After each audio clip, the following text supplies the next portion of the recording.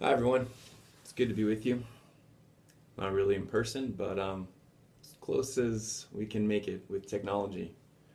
I was thinking I've always been hoping to work on my uh, bilocation, and thanks to technology, it's possible. So I'm with you, I guess, in spirit tonight. Sorry I can't be there in person. I have a meeting at the seminary for the newly ordained program, and yeah, still had another lesson to give to you and some really awesome material. So thanks for being here, and I want to dive in. I want to pick up where we left off last week with John Paul II seeing Jesus taking us back to the beginning of before sin, before concupiscence, BC as he calls it.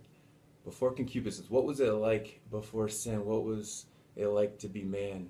And we were starting to uncover some pretty incredible things. And so I want to pick up where we left off. But first, to give you maybe an anecdote that was very helpful for me. It was Christopher West who gave the anecdote of the movie The Truman Show. That's always connected with me as very helpful for kind of seeing what we're looking at in our world today and why to go back to the beginning is so important. If you've ever seen The Truman Show with Jim Carrey, you know it's this really interesting, almost weird show about little Truman, whose reality is that he was born and raised on a TV set. His whole world, his whole life that he's been raised to think is real, is actually a show. It's a big production that producers have put on so that the whole world can look in at this one human person in their life and everything. And so while Truman thinks that everything is real, his mom, his dad, his friends, his neighbors, they're all actors. None of them are real. They're all putting on a show. And he goes through his routine every day, and everything is kind of just so to allow Truman to grow up in this weird TV set world. And Jim Carrey, who plays Truman, has the great line that you may remember. He says, "Good morning, everyone." Everyone says, "Good morning, Truman." And if I don't see you, good afternoon, good evening, and good night. And he moves on with his day. Um, but one of the interesting things that happens in the show is that things start going wrong. One of the first scenes of the movie, there's this big stage light that comes crashing out of the sky and blows up right there in his front yard. And Truman's like, "What is that? What's going on?" And all the stage crew comes out and as characters to try and cover it up and to make it seem like it's nothing, and they shoo Truman away. Like, don't look at the stage light that's falling out of the sky. He later finds out that it was a satellite that fell down, trying to explain this this clue that something's off. Later, his uncle passes away, and yet he comes across a homeless person, and it's the same actor that was his uncle. And all these different signs are coming up for Truman, showing him something really important, that something is off. Something's not quite right with the world that he's living in. And this is a powerful anecdote for, I think, kind of looking at our own world that we all are a part of, we all experience, and to look at what are the signs, what are the stage lights that are falling out of the sky to show us that, like, something's not right. There's something that's off. And so that's why John Paul II goes back to the beginning. But remember, this isn't just his idea. He's following Jesus, who says, "In the beginning, it was not so." There are these stage lights falling out of the sky. There's the divorce in Jesus' time that the Pharisees are like, is it ever okay to divorce your wife for any reason? And Jesus says, no, and it wasn't like that. It's because of your hardness of heart, but in the beginning it was not so. So remember some of the amazing insights that Jesus gives us with man before sin. First, there was the original solitude, is recognizing who he is as an individual person. But it wasn't just a solitude in a loneliness sense. There was also a harmony there, a harmony between man and God, that he was able to understand who he is in relation to God in a beautiful, natural way. Also, between man and nature, he's able to name all of the creatures. And yet, in that solitude, we recognize there was something missing too.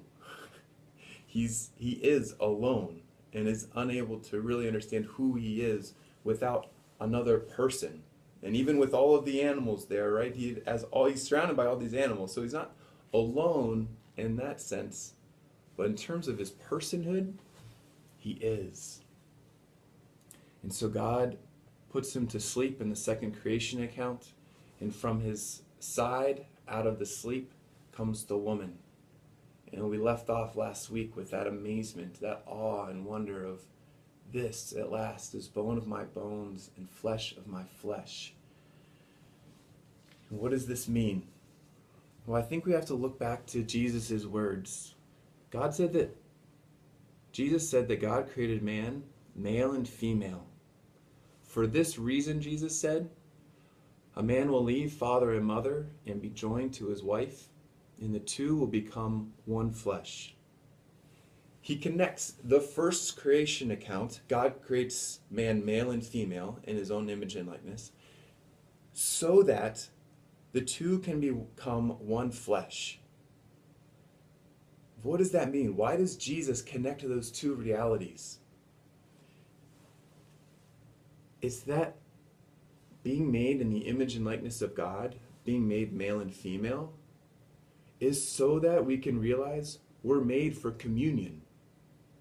That's what it's all about. That's the sexual difference. Our call for communion, to give ourselves away to another person and ultimately to God, is inscribed right in our bodies as male and female. We've seen this the last couple weeks in recognizing very clearly the sexual difference between male and female. But it's not just so that we can marvel at how different they are, but we see in the difference the complementarity, and that out of that they're meant for communion. Communion, John Paul II says, indicates precisely the help. I will make him a helper, God says, that derives in some way from the very fact of existing as a person beside a person, for the person. So becoming one flesh, yes, it describes the sexual union, but it also reflects the deeper reality in our bodies that we're made to be given away. And this isn't, right, if we were to tell someone what's the meaning of life, to ask them what that is, people would be searching all over the place. Well, I don't know what life is about. Some people say this, some people say that life is about this. Jesus says, look to your body, look to the beginning. John Paul II says, you want to find what your mission is all about? See in your body that it's not meant for itself, it's meant for another. And whether you're a man or a woman, you see that call for communion is a call to be a gift.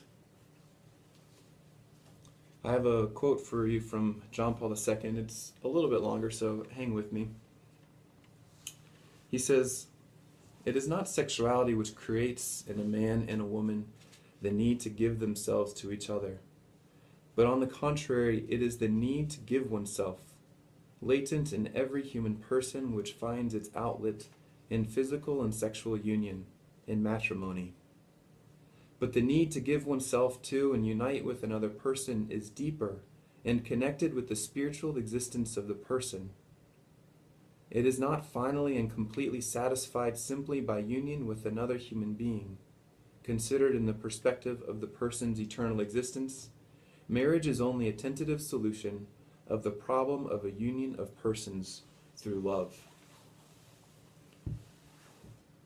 It's this incredible quote, and it's packed in there. And just to unfold a couple things.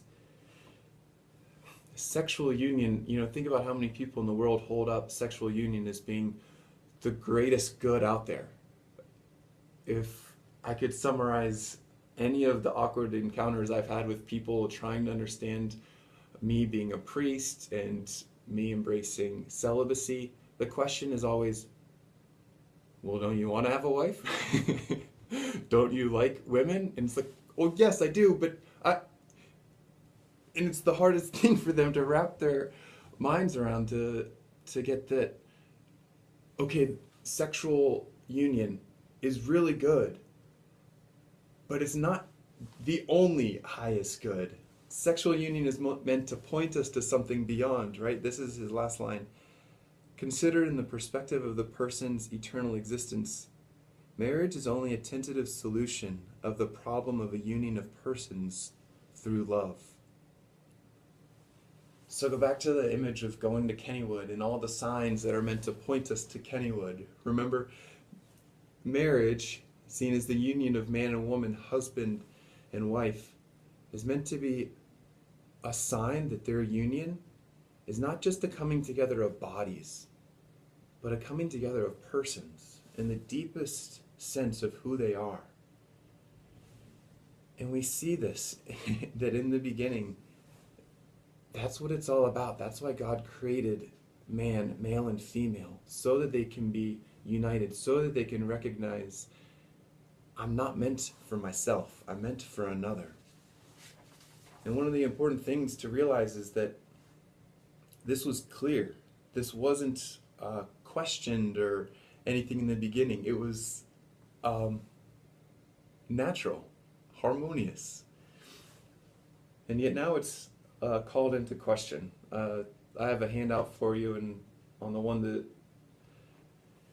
that there's an image by Royal Dutch Airlines. They tweeted this picture of, it doesn't matter who you click with. Happy Pride Amsterdam. And there you have these 3 sets of seatbelts. And it's saying, it doesn't matter who you click with. And yet the irony is, it does matter who you click with. One of those saves your life if a plane were to go down. 2 others lead to your death. Recognize there's a call to be a gift for each other, stamped right into the body. That in the beginning, before sin, before concupiscence entered in, this was natural to see. And look at where we've fallen now, that this is called into question.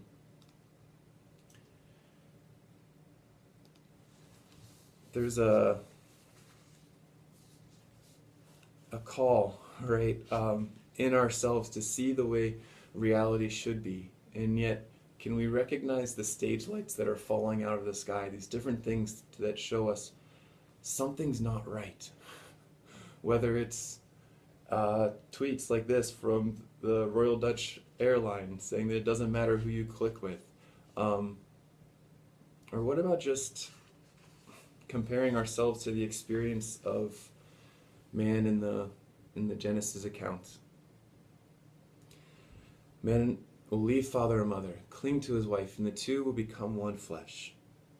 And then in Genesis 2:25 it says, and the man and his wife were both naked and were not ashamed. If original nakedness, there they weren't clothed yet. Before the fall they were there, and they were their bodies were able to show and reveal who they are as persons. Again, this was something that was natural, normal, harmonious. Original nakedness shows full awareness of the original meaning of the body as the revelation of the person. It indicates a total defenselessness before the other, an absence of barriers, because of a total trust in the sincerity of their mutual exchange. It's so hard for us to even imagine what that is like, what it would be like. And not even talking about a sexual exchange, but even an exchange between 2 persons where there's no second guessing. What are the intentions of this person? What are their motives? But just in an exchange of eye contact, of words, of pleasantries, of questioning of how are you doing, what are you up to today, there is a natural revealing of who I am to the other person that was there before sin. I've heard it said before that eye contact leads to heart contact.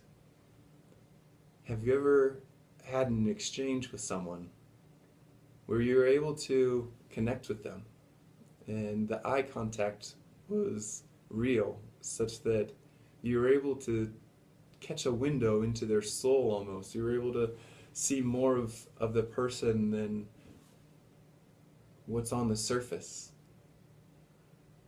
Those of you who are married, hopefully you can appreciate that. The depth of a love that goes beyond words, but just a simple gaze, a look that's able to communicate so much more than words. That reality of just in my looking at you, I'm able to communicate myself and where I'm at. Again, most of us see it after and experience it after the fall, and so the gaze is not a free communication of the self, but it's a gaze of, why are you still sitting there on the couch? Why don't you get up and help me? And it doesn't need words. It's just the gaze that communicates that. The gaze of the other. John Paul II says, in their original nakedness, they see and know each other, in fact, with all the peace of the interior gaze, which creates precisely the fullness of the intimacy of persons. In the freedom of being able to look at the other person, and we can't even appreciate this because whenever there's a body, we're so often distracted by it.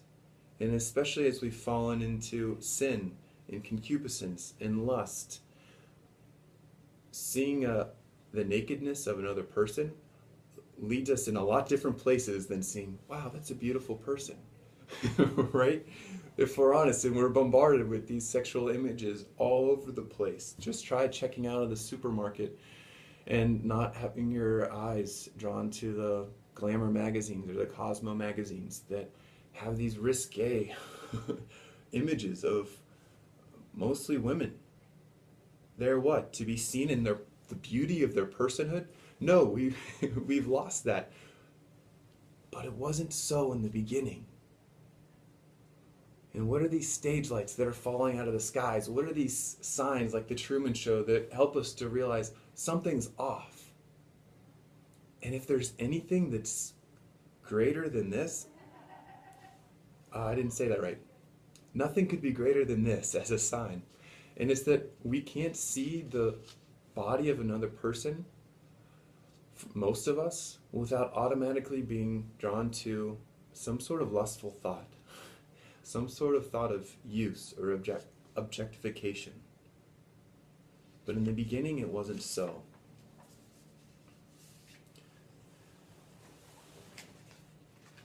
I've been reading a book recently that's been incredibly revealing. It's by Wendy Shallot. Sorry, the risque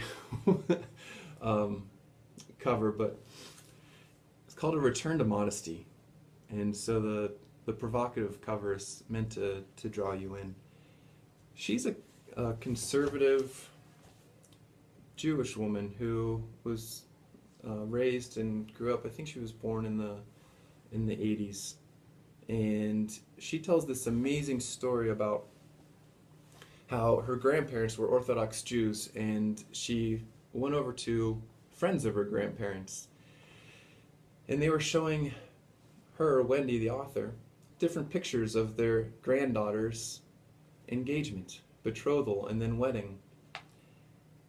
And she was taken by what the Jews have as a rule for sexual modesty.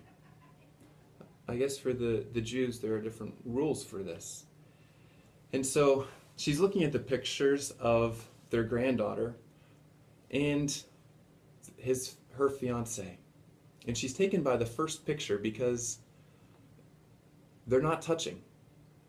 They're not holding hands. They're just looking at each other, and she's so kind of baffled by this, like, well, if this is just a couple weeks before they get married, if they're engaged, if they're supposed to love each other, why aren't they touching or embracing at all? Sorry, let me find my place. And then she flips the page, And the friends of her grandparents show us the next picture of them on their wedding day. This time, she says, the young couple weren't looking at the camera, but at each other. Specifically, he was gazing at her and she up at him. Now they were embracing each other very tightly. Upon seeing this particular picture, I felt tears float up to my eyes. I hoped the next photo would arrive soon enough to distract me, but unfortunately it didn't quite, and I was left blubbering for an excruciating 8 seconds. I don't know why I'm crying, I'm so embarrassed. I don't even know your granddaughter. Someone handed me a tissue, and I was ready for the next picture. Something is off. And yet if we have eyes and hearts that are open, I think we too can have this experience resonate with us. This experience of seeing true love, being taken by a mutual exchange of two other people, and be drawn to that and realize, allow that to resonate with the truth of who we are, that that's what we're made for. Not this experience of shame or guilt or of questioning, what are the motives? Is this person trying to use me? Is this person trying to take advantage of me? And here this author, Wendy, shares this experience that really changed her entire perspective for the rest of her life in understanding the relationship between men and women. That isn't supposed to be second guessed or questioned, but is supposed to be free in the exchange. They were truly made for communion.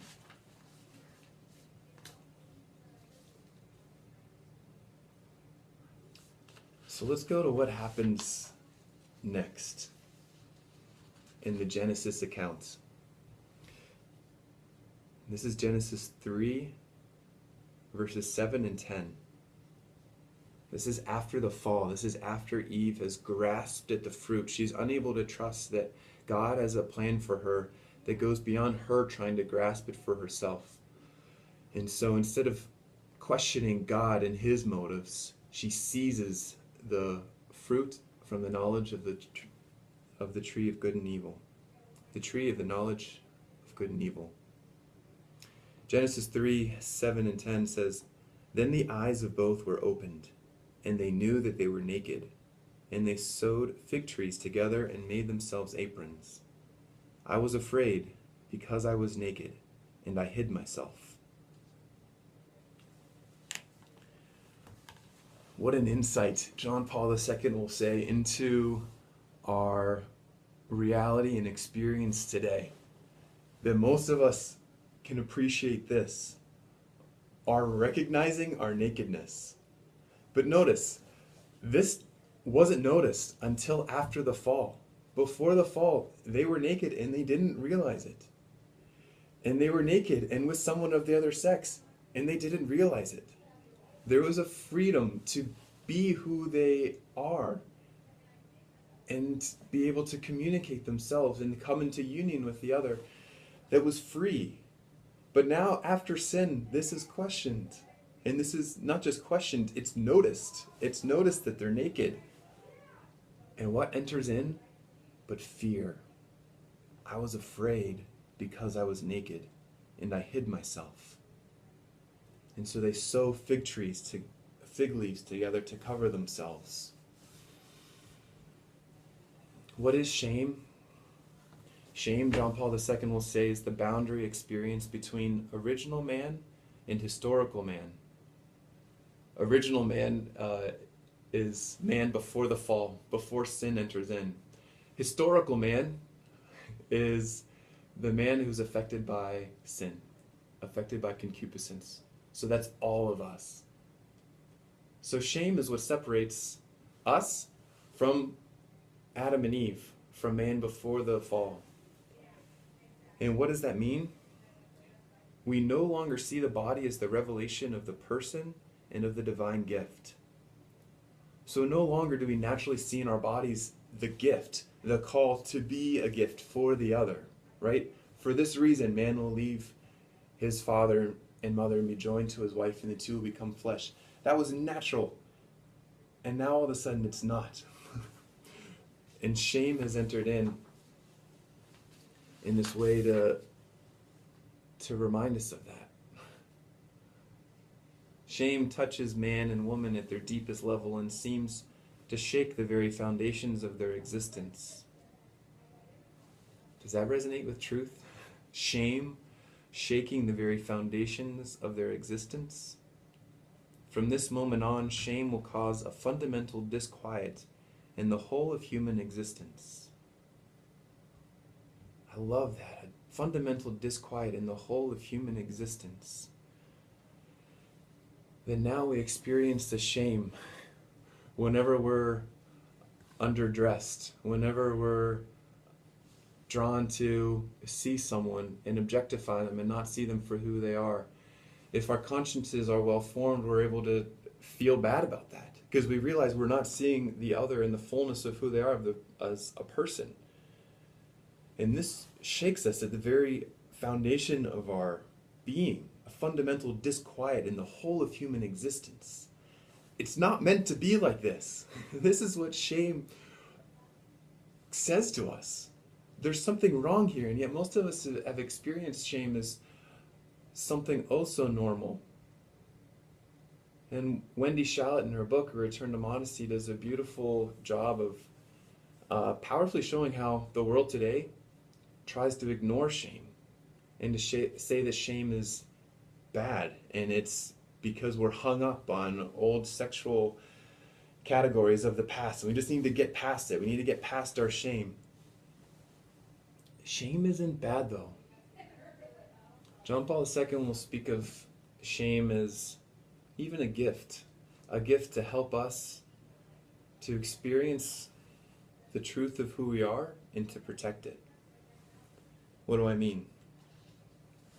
So, most of us experience shame whenever we do something wrong. But see shame, as John Paul II describes it, as a boundary experience. So if there's a boundary of understanding who we are, if we do something we're not supposed to, we violate that boundary of who we are. We give ourselves away in some form that goes against the truth and dignity of who we are. What happens whenever someone crosses that boundary against us? Whenever we see someone looking at us the way we know violates our own dignity? What happens when someone tries to use us in a way that violates the truth and infinite dignity that we have? That boundary is violated. That's crossed. But notice, this isn't a bad thing. This is a good thing. That shame has a twofold meaning. And in one sense, it's this. Shame helps us to experience the goodness of who we are. That even after the fall, even after sin and concupiscence, that innate goodness has not been lost, but is still there. Shame helps us to recognize that. Wendy Shallot has this great line. She says, "Yet embarrassment is actually a wonderful thing, signaling that something very strange or very significant is going on. That some boundary is being threatened, either by you or by others." What an awesome synthesis of the gift of shame to help us to realize the innate, inherent, and essential goodness of who we are always remains. And shame helps us to realize that.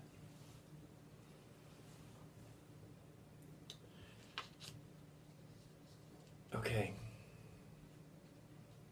Maybe I don't know if you guys have any questions on that.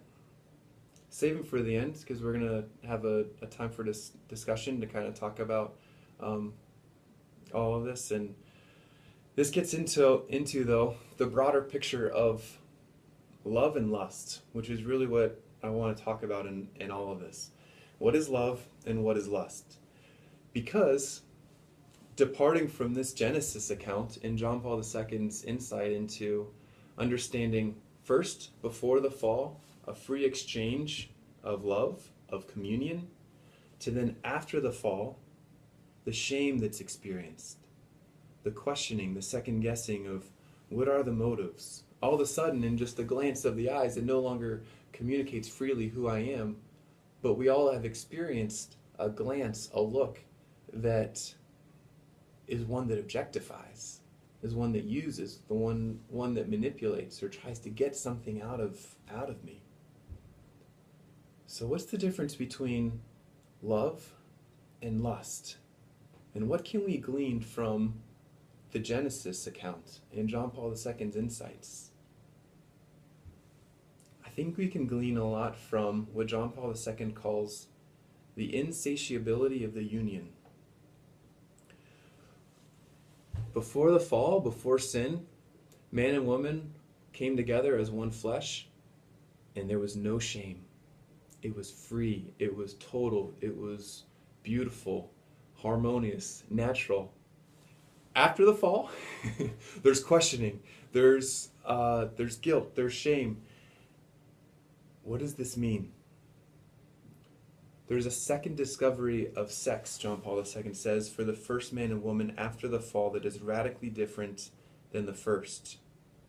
Rather than finding themselves united in their masculinity and femininity, sexual difference now divides them and sets them against each other.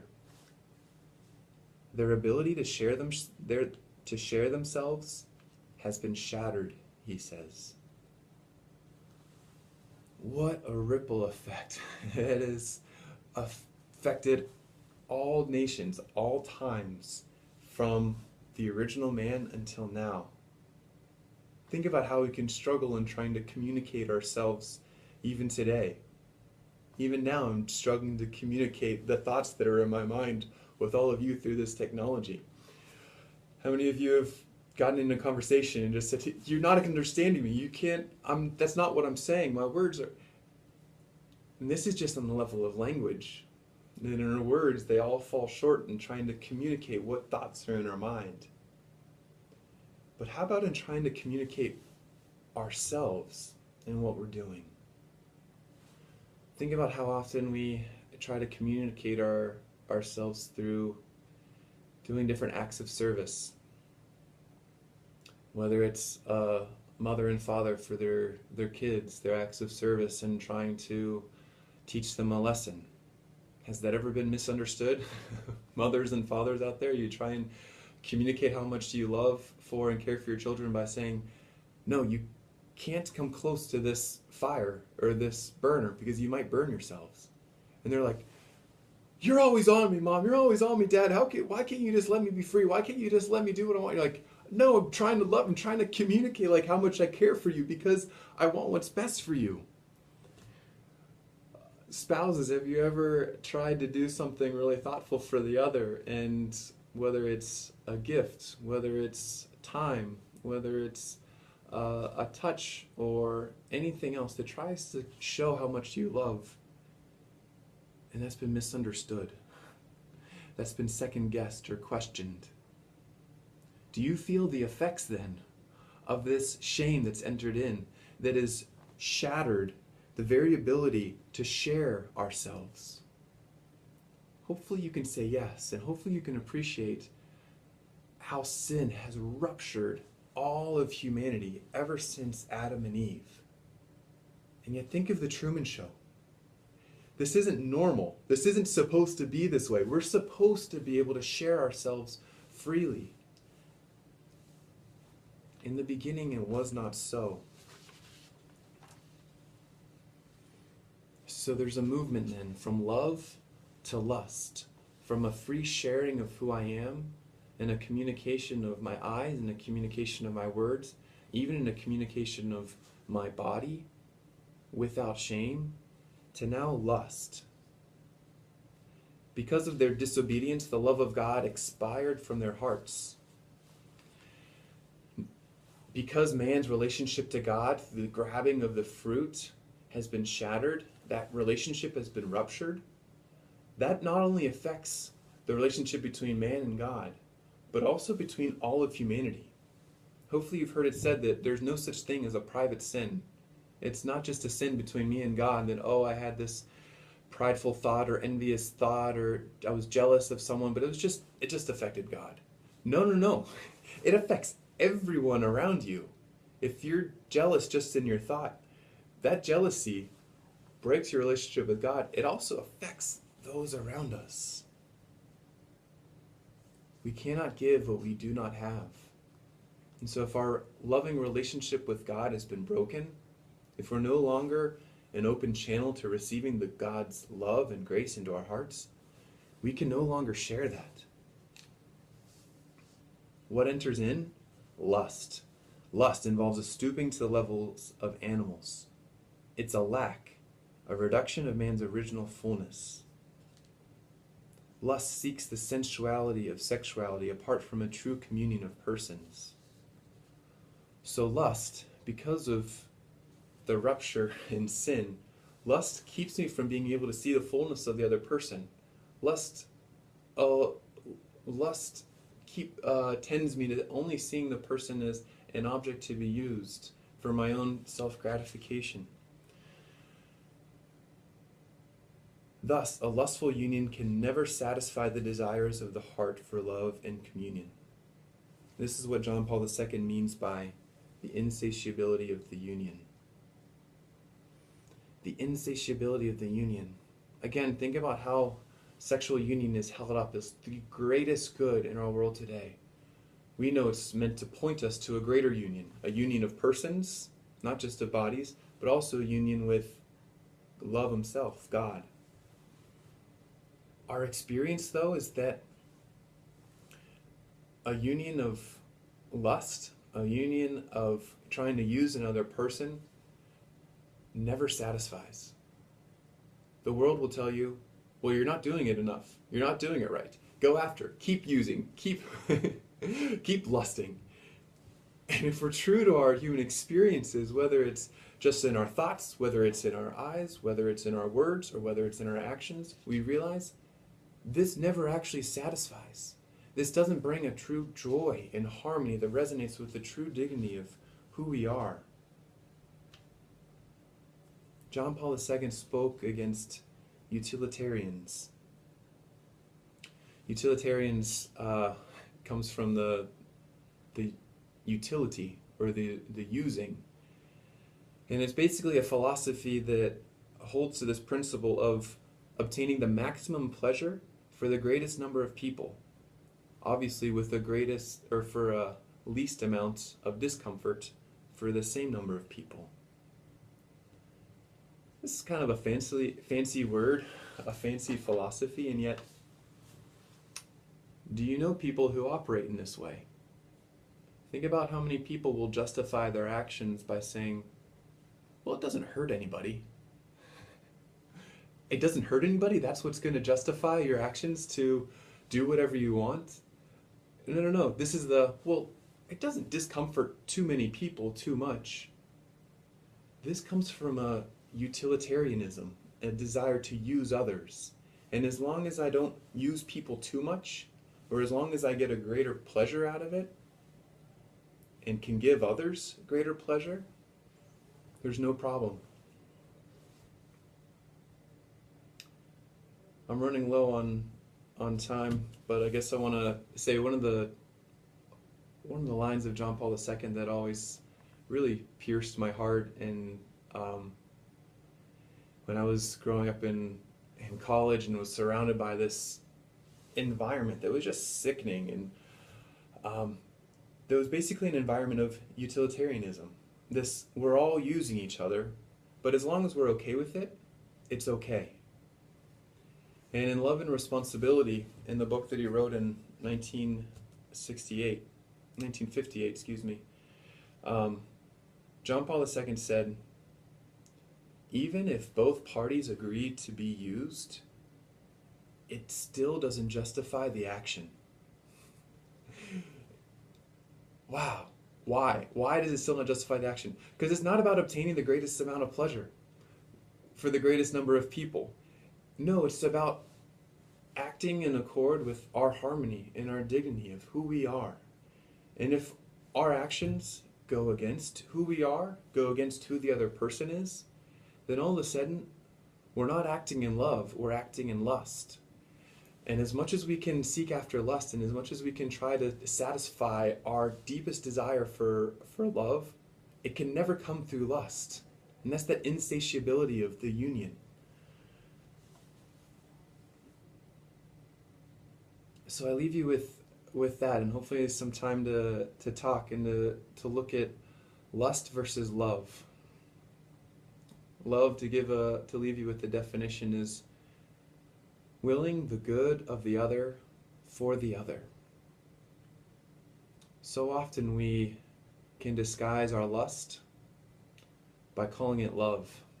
We say that we're trying to will the good of the other, we're trying to do what's good for them, we're trying to choose good things for them, but it's really only so that it can come back and actually serve me and bring me pleasure, bring me coverment, bring me comfort, and affirm who I am. But love is disinterested. Love gives of itself, it shares of itself, not for its own sake, not to get something back, but to always give and always to look for the good of the other. Lust, though, seeks to get a return. It sees the other only as a means to my further end, for my good. Love, though, transforms lust, because love says, no, I'm not looking for my own good, I'm looking for the good of the other. How is this person bettered? But notice, to do that, we need to be able to see the true dignity of the other person. And that's where sin has hurt us, because we get caught up in the body. We get caught up in trying to see the other person not for their inherent dignity and beauty, but for how I can use them for my own bettering. And this is important for all people, all times. Growing up in middle school, high school, college, where the hookup culture is rampant. But even in marriages too. Marriages where it can be so easy to see it as an outlet for lust. And yet John Paul II says, no, marriage is not an outlet for lust. The person, even our spouse, is never to be lusted over, never to be used or objectified, but is only to be seen as an object of love in the full subjective nature of who they are, with all of their dignity. In the name of the Father, and the Son, and the Holy Spirit. Amen. Dear Blessed Mother, we ask you to come and help us, to give us the grace that we need to always receive the gift of who we are. You understood that in such a powerful way, as being the handmaid, the servant of the Lord. You knew your goodness was a gift to be received. Help us to imitate you in receiving that gift, and to always give it away ever more fully. Hail Mary, full of grace, the Lord is with thee. Blessed art thou among women, and blessed is the fruit of thy womb, Jesus. Holy Mary, Mother of God, pray for us sinners, now and at the hour of our death. Amen. In the name of the Father, and of the Son, and of the Holy Spirit. Amen.